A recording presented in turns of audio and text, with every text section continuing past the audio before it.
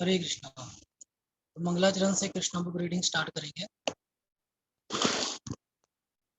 ओम अज्ञानतिमिराधस्य ज्ञानञ्जनशलाकया चक्षुरुन्मिलितं येन तस्मै श्रीगुरुवे नमः।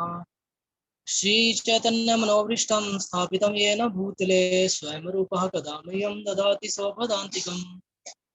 वन्देऽहं श्रीगुरो श्रीयुतपदकमलं श्रीगुरुवैष्णवांश श्रीरूपं साग्रजातम् सगण रघुनाथावितं तं सजीवं साद्वैतं सावधूतं परिजनसहितं कृष्ण चैतन्य देवं श्री राधा कृष्ण पादान् सगण ललिता श्री विशाखान्वितांच नमो विष्णुपदाय कृष्णपृष्ठाय भूतले श्रीमते भक्तिवेदांत स्वामिनीति नामिने नमस्ते सरस्वते देवी गौरवाणी प्रचारिणे निर्विशेष शून्यवादी पाश्चात्य देशतारिणे हे कृष्ण करुणा सिंधु दीन बंधु जगतपते गोपेश गोपिका कांत श्री राधा कांत नमस्तुते। तप्त कांचन गौरांगी श्री राधे वृंदावनेश्वरी वृषभानुसुते देवी प्रणमामि हरि प्रिये। नमो महावदन्य कृष्ण प्रेम पदायते कृष्णाय कृष्ण चैतन्य नामने गौरितवशे नमः। वांछा कल्पतरुभ्यश्च कृपा सिंधु भये व्यचे पतितानां पावनेभ्यो वैष्णवेभ्यो नमो नमः। जय श्री कृष्ण चैतन्य प्रभु नित्यानंद श्री अद्वैत गदाधर श्रीवासादि गौर भक्त वृंद। हरे कृष्णा कृष्णा कृष्णा हरे हरे हरे राम राम हरे हरे।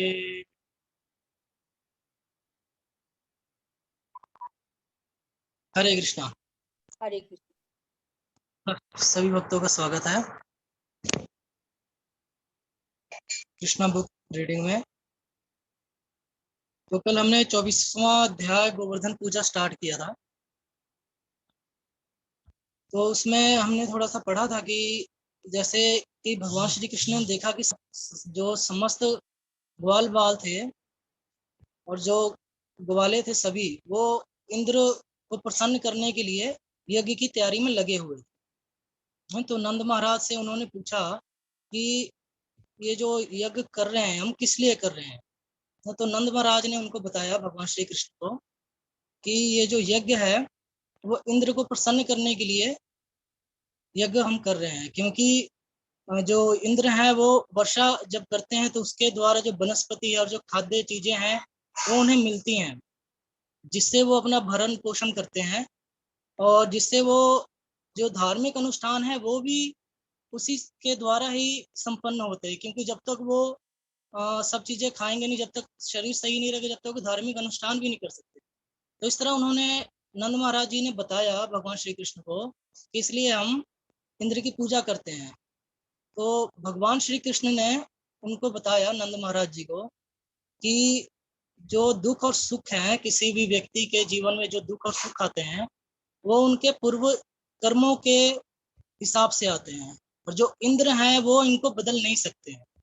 तो उन्होंने एग्जाम्पल भी बताया कि जैसे वर्षा जब होती है वो तो पहाड़ों में भी होती है, पत्थरों पे भी होती है, और जहाँ पे उसकी जरूरत नहीं होती वहां पे भी वर्षा होती है ना। तो मतलब इसके लिए वर्षा के लिए हमें इंद्र को प्रसन्न करने की जरूरत नहीं है, उनका तो काम है वर्षा करना, है ना। तो उन्होंने बताया इस हिसाब से, और उसके बाद उन्होंने बताया कि पाप और पुण्य कर्मों के हिसाब से जो जीव है सुख और दुख भोगता है ना। और एग्जाम्पल उसमें हम इससे समझ सकते हैं, अगर किसी ने पुण्य कोई कर्म किया है तो जो पिछले जन्म में जो पुण्य कर्म किया है ना, तो वो अगले जन्म में मतलब इस जन्म में वो एक धनी परिवार में जन्म लेता है। जब धनी परिवार में जन्म होता है तो उसके पास सभी सुविधाएं होती हैं, धन होता है, और उसको स्वतंत्रता होती है कि उस धन को वो किस प्रकार से यूज करता है, गलत कर्मों के लिए, कामों के लिए यूज करता है या सही काम के लिए यूज करता है। और जो वो उसका प्रयोग जिस हिसाब से वो करता है उसी हिसाब से उसका जो अगला बर्थ है, जो जन्म है वो तय होता है ना। तो ये सब अभी हमने पढ़ा था कल। तो आगे हम स्टार्ट करते हैं नेक्स्ट पढ़ना। मैं स्क्रीन शेयर कर देता हूँ, स्क्रीन से ही रीडिंग करेंगे। हरे कृष्ण। हरे कृष्णा माता जी आवाज थोड़ी कट रही है आपकी। ओके, नेटवर्क ब्रेक होगा, फिर आप ही कर लीजिए रीडिंग प्रभु जी। कर देता हूँ माता जी की आवाज प्रॉब्लम है। हरे कृष्णा प्रभु जी। हरे कृष्णा प्रभु जी। मैं कर दूं प्रभु जी? हाँ यस प्रभु जी, मैं नेक्स्ट पेज करता हूँ। कर दीजिए। से विख्यात है। इस उत्सव पर वृंदावन तथा वृंदावन के बाहर के मंदिरों में भी प्रचुर मात्रा में भोजन तैयार किया जाता है और जनता में खुले दिल से बांट दिया जाता है। कभी कभी यह भोजन भीड़ में फेंक दिया जाता है और लोग उसे जमीन से भी उठाकर खाने में प्रसन्नता का अनुभव करते हैं। इससे हम समझ सकते हैं कि कृष्ण को अर्पित प्रसाद कभी भी दूषित नहीं होता भले ही वह भूमि पर क्यों न फेंका गया हो। अतः लोग इसे एकत्र करके परम प्रसन्नता पूर्वक खाते हैं। अतः भगवान श्री कृष्ण ने ग्वालों को सलाह दी कि इंद्र यज्ञ बंद करके इंद्र को दंडित करने के लिए गोवर्धन पूजा प्रारंभ की जाए, क्योंकि इंद्र स्वर्ग का परम नियंता होने के कारण अत्यंत गर्वीला हो गया था।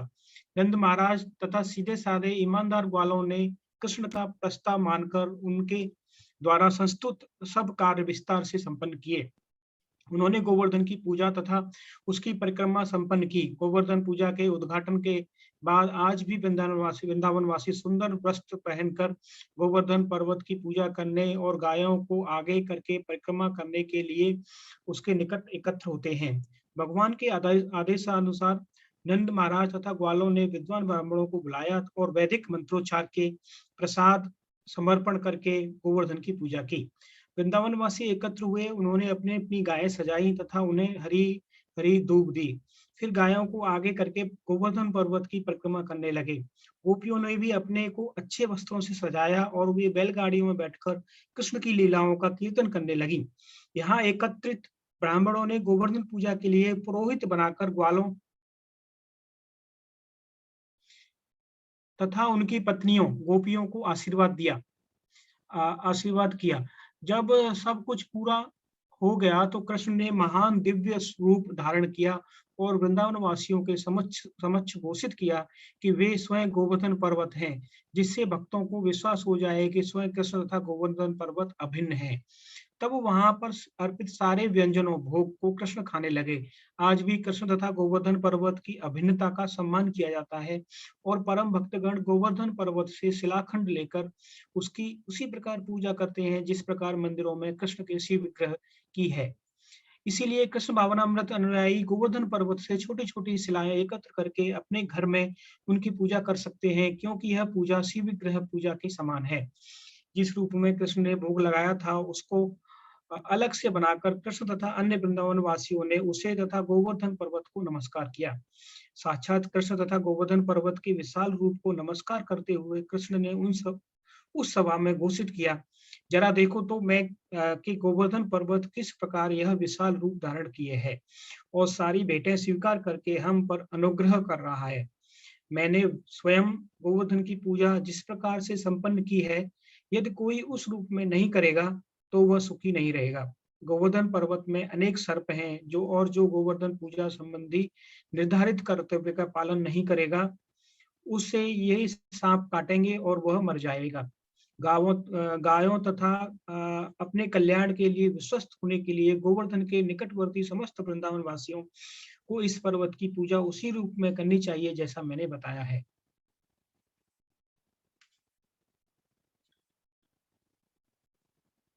इस प्रकार गोवर्धन पूजा रूपी यज्ञ संपन्न करके वृंदावन के समस्त वासियों ने वसुदेव के पुत्र कृष्ण तथा की आज्ञा का पालन किया और बाद में वो अपने अपने घरों को चले गए। इस प्रकार लीला पुरुषोत्तम भगवान श्री कृष्ण के अंतर्गत गोवर्धन पूजा नामक 24वें अध्याय का भक्ति वेदांत तात्पर्य पूर्ण हुआ। हरे कृष्ण।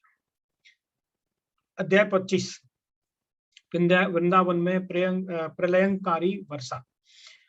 जब इंद्र को ज्ञात हुआ कि वृंदावन में ग्वालों द्वारा संपन्न होने वाला यज्ञ कृष्ण द्वारा रोक दिया गया है तो वह अत्यंत क्रुद्ध हुआ और नंद महाराजा आदि वृंदावन वासियों के ऊपर अपना गुस्सा उतारने लगा। यद्यपि उसे यह पूर्णतः ज्ञात था कि साक्षात कृष्ण उनकी रक्षा कर रहे हैं। विविध प्रकार के बादलों के निर्देशक के रूप में इंद्र ने संवर्तक नामक बादल का आह्वान किया। इसका आह्वान समस्त दृश्य जगत के संहार के लिए किया जाता है। इंद्र ने सामर्थक को आदेश दिया कि वह वृंदावन जाकर सारे क्षेत्र को व्यापक बाढ़ से आप्लावित कर दे। इंद्र अपने को असुरों की तरह सर्वशक्तिमान परम पुरुष मानता था। जब असुर प्रबल हो उठते हैं तो वे परम नियंता श्री भगवान की अवहेलना करते हैं। यद्यपि इंद्र असुर न था, किंतु अपने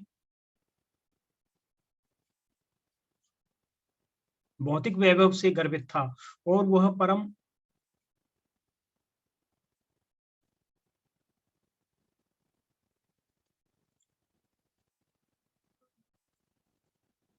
ये तो दूसरा पेज आ गया।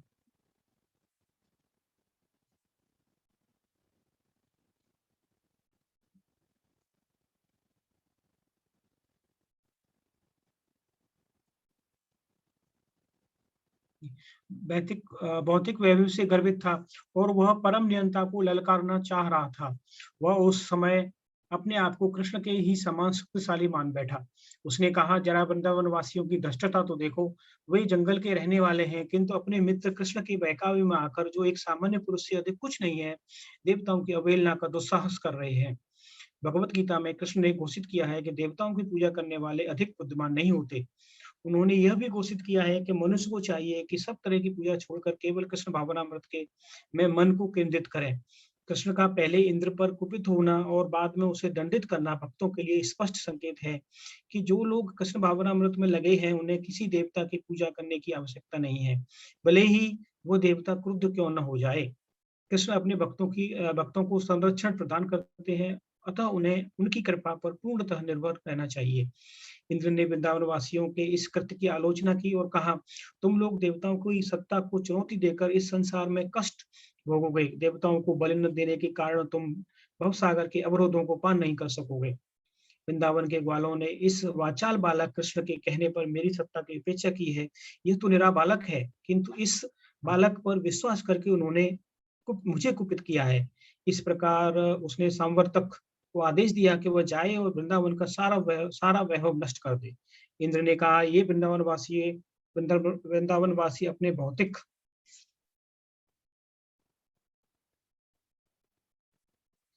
ऐश्वर्य तथा अपने नन्हे मित्र पर विश्वास करने के कारण अत्यंत गर्वित हो उठे हैं। वह केवल वाचाल, क्षुद्र तथा सांसारिक परिस्थिति से अनजान है, किंतु वह अपने को ज्ञान में बढ़ा चढ़ा के कहने को गंभीरता से ले लेते हैं। क्योंकि वे कृष्ण को मानते हैं, अतः उन्हें दंड मिलना चाहिए और उन्हें उनकी गायों समेत नष्ट कर देना चाहिए। इस प्रकार इंद्र ने सामर्थ्य को आदेश दिया कि वह वहां जाकर उस स्थान को जल से आप्लावित कर दे।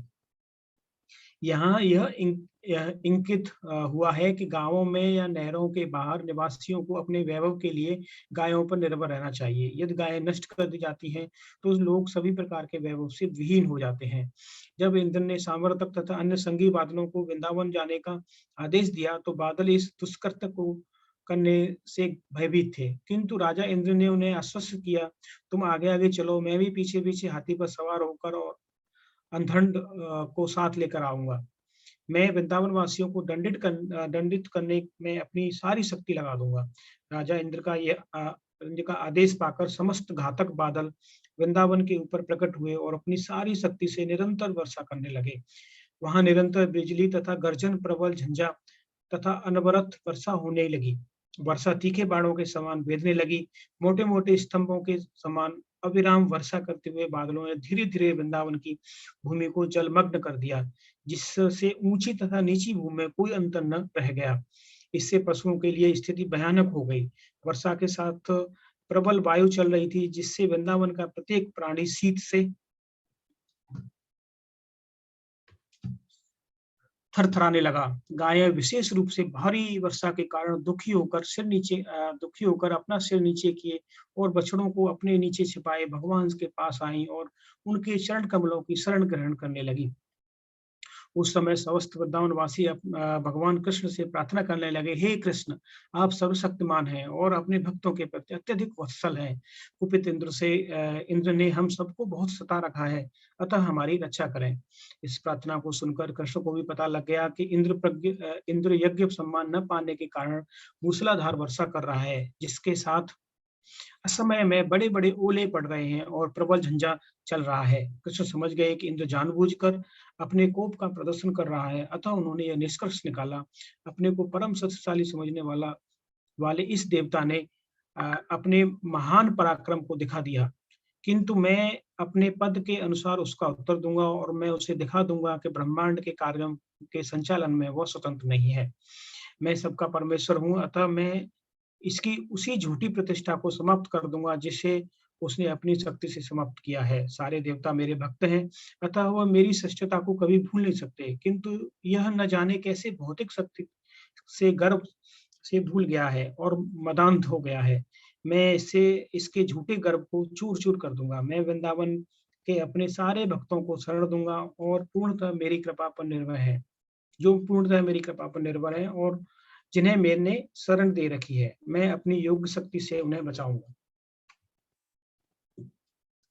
ऐसा सोचते हुए भगवान कृष्ण ने तुरंत ही एक हाथ से गोवर्धन पर्वत उठा लिया और ठीक उस तरह जिस प्रकार कोई बालक धरती से छत्रक कुकुरमुत्ता उखाड़ लेता है, इस प्रकार उन्होंने अपनी दिव्य गोवर्धन धारण लीला का प्रदर्शन किया। फिर उन्होंने अपने भक्तों को संबोधित किया, हे भाइयों, हे पिता, हे वृंदावन वासियों, अब आप मेरे द्वारा उठाए गए इस गोवर्धन पर्वत के छत्र के नीचे कुशल पूर्वक प्रवेश करें। इस पर्वत से डरे नहीं और यह भी न सोचें कि यह मेरे हाथ से गिर जाएगा। आप लोग मूसलाधार वर्षा तथा प्रचंड वायु से अत्यधिक पीड़ित हुए हैं, अतः मैंने इसे उठा लिया और यह बहुत बड़े छाते के समान आपकी रक्षा करेगा। मेरे विचार से आप लोगों को आसन्न संकट से बचाने का यह उचित प्रबंध है। इस विशाल छाते के नीचे अपने पशुओं समेत सुख से रहें। भगवान कृष्ण द्वारा आश्वस्त किए जाने पर सारे वृंदावन वासी अपनी अपनी संपत्ति तथा अपने पशुओं समेत गोवर्धन पर्वत के नीचे आ गए और वहां पर अपने को सुरक्षित अनुभव करने लगे। वृंदावन के वासी अपने पशुओं समेत भूख प्यास अथवा किसी और असुविधा से पीड़ित हुए बिना 1 सप्ताह तक वहां रहे। उन्हें आश्चर्य हो रहा था कि कृष्ण किस तरह बाएं हाथ की तर्जनी से पर्वत को धारण किए हुए हैं। कृष्ण की इस असाधारण योग शक्ति को देखकर स्वर्ग के राजा इंद्र पर मानो वज्रपात हो गया और उसका संकल्प डिगने लगा। उसने तुरंत बादलों को बुलाया और वर्षा बंद करने के लिए कहा। जब आकाश निरभ्र हो गया और फिर से सूर्य निकल आया, तो प्रचंड वायु का बहना रुक गया। उस समय गोवर्धनधारी भगवान कृष्ण ने कहा, हे ग्वालों, अब तुम लोग अपनी पत्नियों, गायों तथा धन सहित यहाँ से जा सकते हो, क्योंकि सारा उत्पात समाप्त हो चुका है। नदी की बाढ़ तथा यह जल प्लावन समाप्त हो गया है।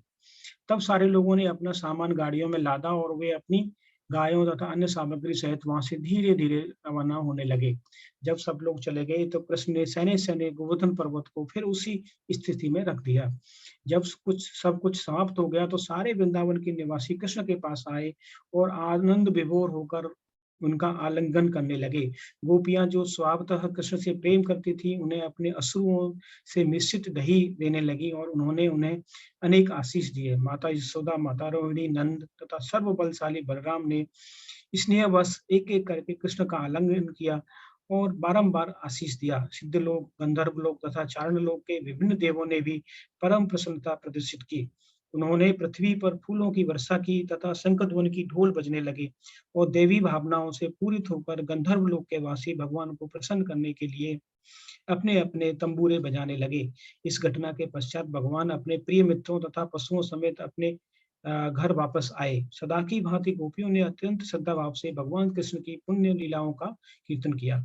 इस प्रकार लीला पुरुषोत्तम भगवान श्री कृष्ण के अंतर्गत वृंदावन में प्रेरणकारी वर्षा नामक 25वें अध्याय का भक्ति वेदांत तात्पर्य पूर्ण हुआ। हरे कृष्ण। हरे कृष्णा। प्रभु जी नेक्स्ट जो है ना छोटा सा अध्याय है वो भी कंप्लीट हो जाएगा।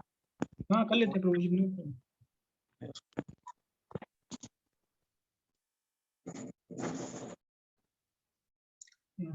हरे कृष्ण। भगवान कृष्ण की लीलाओं की जटिलता को समझे बिना, उनके असाधारण आध्यात्मिक ऐश्वर्य को जाने बिना सीधे साधे ग्वाले तथा वृंदावन के वासी कृष्ण के अद्भुत कार्यों की चर्चा करने लगे। उनमें से एक ने कहा, मित्रों, उनके अद्भुत कार्यों को देखते हुए यह कैसे संभव हो सकता है कि एक असाधारण बालक वृंदावन आकर हम लोगों के साथ रह सके? सचमुच ऐसा संभव नहीं है। जरा सोचो तो, अभी वे केवल 7 वर्ष के हैं। उनके लिए अपने एक हाथ से गोवर्धन पर्वत को उठाकर उसे धारण करना कैसे संभव हो सकता है? जैसे कोई गजराज कमल का फूल उठाए हो। हाथी के लिए कमल का फूल उठाना तुच्छ कार्य है। उसी प्रकार कृष्ण ने बिना किसी श्रम के गोवर्धन पर्वत को उठा लिया है। अभी वे शिशु थे और ठीक से देख भी नहीं सकते थे, तभी उन्होंने पूतना जैसी बड़ी राक्षसनी का वध किया था। उसका स्तनपान करते हुए उसके प्राण ही चूस लिए। कृष्ण ने पूतना को उसी प्रकार मारा जिस प्रकार समय आने पर शाश्वत काल प्राणी को मारता है। जब वे केवल 3 मास के थे, तब एक छकड़े के नीचे सो रहे थे और तो माता का दूध पीने के लिए रोने लगे और ऊपर की ओर पांव चढ़ाने लगे। उनके छोटे-छोटे पाँव लगने से वह छकड़ा टूटकर खंड-खंड हो गया। जब वे 1 वर्ष के हुए तो बवंडर के वेश में तृणावर्त असुर उन्हें उड़ाकर आकाश में बहुत ऊंचाई तक ले गया। तब वे उस असुर की गर्दन पर लटक गए और उसे आकाश से नीचे गिरने पर बाध्य कर दिया, जिससे वह तुरंत मर गया। एक बार उनकी माता ने उनकी माखन चोरी से ऊबकर उन्हें लकड़ी के उलूक से बांध दिया, तो वे उसे यमलार्जुन वृक्षों की ओर खींच कर ले गए, जिससे वे वृक्ष पृथ्वी पर गिर पड़े। इसी तरह एक बार वे अपने बड़े भाई बलराम के साथ बछड़े चरा रहे थे, तो बकासुर नाम का असुर प्रकट हुआ। कृष्ण ने तुरंत ही असुर की चोंच के 2 खंड कर दिए। जब वत्सासुर नामक राक्षस कृष्ण के बछड़ों को मारने के उद्देश्य से उनके बीच में घुस आया, तो उन्होंने तुरंत उस असुर को पहचान लिया और उसे मारकर वृक्ष के ऊपर फेंक दिया। जब कृष्ण बलराम सहित तालवन में प्रविष्ट हुए, तो गधे के रूप में धेनुकासुर ने आक्रमण कर दिया। बलराम ने तुरंत ही उसके पिछले पांवों को पकड़कर ताल वृक्ष के ऊपर फेंक दिया। यद्यपि धेनुकासुर के साथी अन्य गधे भी उसकी सहायता कर रहे थे, किंतु वे सभी मार डाले गए और तालवन सभी पशुओं तथा वृंदावन निवासियों के लिए खुल गया। जब प्रलंबासुर कृष्ण ने अपने मित्रों तथा गायों को भयंकर दावाग्नि से बचाया, यमुना दह में काले ये नाग को दंड दिया तथा उसे यमुना नदी छोड़ने के लिए बाध्य किया, जिससे यमुना का जल विष रहित हो गया। नंद महाराजा के एक और मित्र ने कहा, हे नंद, हम यही नहीं जान पा रहे हैं कि आपके पुत्र कृष्ण के प्रति हम इतने आकृष्ट क्यों हैं। हम उन्हें बुलाना चाहते हैं, किंतु बुला नहीं पाते। हम उनके प्रति प्राकृतिक रूप से इतने वात्सल्य क्यों हैं? जरा सोचो तो यह कितना अद्भुत है। जहाँ केवल 7 वर्ष का बालक और कहाँ गोवर्धन जैसा विशाल पर्वत, किंतु उन्होंने उसे इतनी आसानी से उठा लिया। हे नंद, हम अत्यंत संदिग्ध हैं। अ, हो न हो आपका पुत्र कृष्ण कोई देवता है। वह कोई सामान्य बालक नहीं हो सकता है नहीं हो सकता है कि वह भगवान ही हो। वृंदावन में ग्वालों से कृष्ण की प्रशंसा सुनकर नंद बोले, दोस्तों, अपने उत्तर में मैं गर्ग मुनि के वचनों को बताना चाहता हूँ, जिससे तुम लोगों का संदेह दूर हो जाए। जब वे नामकरण संस्कार करने पधारे थे, तो उन्होंने बताया था कि विभिन्न कालों में यह बालक विविध रंग धारण करके प्रकट होता रहा है और इस बार वह वृंदावन में श्याम रंग में प्रकट होने के कारण कृष्ण कहलाएगा। पूर्व जन्म में इसके रंग श्वेत, फिर लाल और पीले थे। उन्होंने यह भी कहा था कि यह बालक एक बार वसुदेव का पुत्र भी था, अतः जो भी इसके पूर्व जन्म से परिचित है, वह इसे वासुदेव नाम से पुकारता है। वस्तुतः उन्होंने बताया था कि मेरा यह पुत्र अपने गुणों तथा कर्मों के अनुसार अनेक नाम धारण करता है। गर्गाचार्य ने मुझे आश्वस्त किया था कि यह बालक मेरे परिवार के लिए कल्याणकारी होगा और यह वृंदावन में सभी ग्वालों तथा गायों को दिव्य आनंद प्रदान करेगा। यद्यपि हम लोग अनेक कष्टों में फंसते रहेंगे, किंतु इस बालक के अनुग्रह से हम उनसे मुक्त होते रहेंगे। उन्होंने यह भी कहा था कि पूर्व काल में इसने संसार को दुर्व्यवस्था से उबार कर सत्यनिष्ठ पुरुषों की असत्यवादियों के चंगुल से बचाया था। जो भाग्यशाली व्यक्ति इस बालक कृष्ण के प्रति अनुरक्त होगा, उसे उसके शत्रु कभी परास्त नहीं कर पाएंगे। कहने का तात्पर्य यह है कि यह बालक भगवान विष्णु के समान है, जो देवताओं के पक्षधर रहते हैं, जिससे देवता असुरों से कभी परास्त नहीं होते। गर्गाचार्य ने निष्कर्ष निकाला कि यह बालक दिव्य रूप, गुण, कर्म, प्रभाव तथा यश में विष्णु के ही अनुरूप होगा। अतः हमें इसके अद्भुत कार्यों के से चकित नहीं होना चाहिए। यह कहकर गर्गाचार्य अपने घर चले गए थे तथा और तब से हम इस बालक के अद्भुत कार्यों का अवलोकन करते आ रहे हैं। गर्गाचार्य के कथनानुसार मैं विचार करता हूँ कि ये अवश्य ही साक्षात नारायण या नारायण के अंश होंगे। जब सब ग्वालों ने नंद महाराज के मुख से गर्गाचार्य के कथनों को ध्यान से सुना, तो वे कृष्ण के अद्भुत कार्यों को भलीभांति समझ गए और परम प्रसन्न तथा संतुष्ट हुए।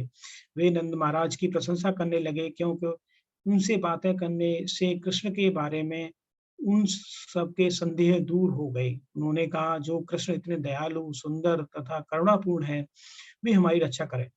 जब कुद्र इंद्र ने मूसलाधार वर्षा के साथ उपल वृष्टि तथा प्रबल झंझा भेजा, तो कृष्ण ने तुरंत हम पर दया की और जिस प्रकार एक बालक कुर्मत्ता उखाड़ लेता है, उसी तरह हम पर दया की और जिस प्रकार हमारे परिवारों, गायों तथा अमूल्य संपत्ति को बचा लिया। उनकी कृपा दृष्टि हम पर तथा हमारी गायों पर बनी रहे। हम अद्भुत कृष्ण की छाया में शांतिपूर्वक जीवित रहें। इस प्रकार लीला पुरुषोत्तम भगवान श्री कृष्ण के अंतर्गत अद्भुत कृष्ण नामक 26वें अध्याय का भक्ति वेदांत तात्पर्य पूर्ण हुआ। हरे कृष्ण कृष्ण हरे हरे, हरे राम हरे कृष्ण। थैंक यू प्रभु जी। तो आज हम यहीं पे विराम देंगे। कल अध्याय 27 पढ़ना स्टार्ट करेंगे और एक बार हम रिवाइज कर लेंगे जो जो हमने आज पढ़ा। तो सभी भक्तों का एक बार से फिर से धन्यवाद। हरे कृष्णा।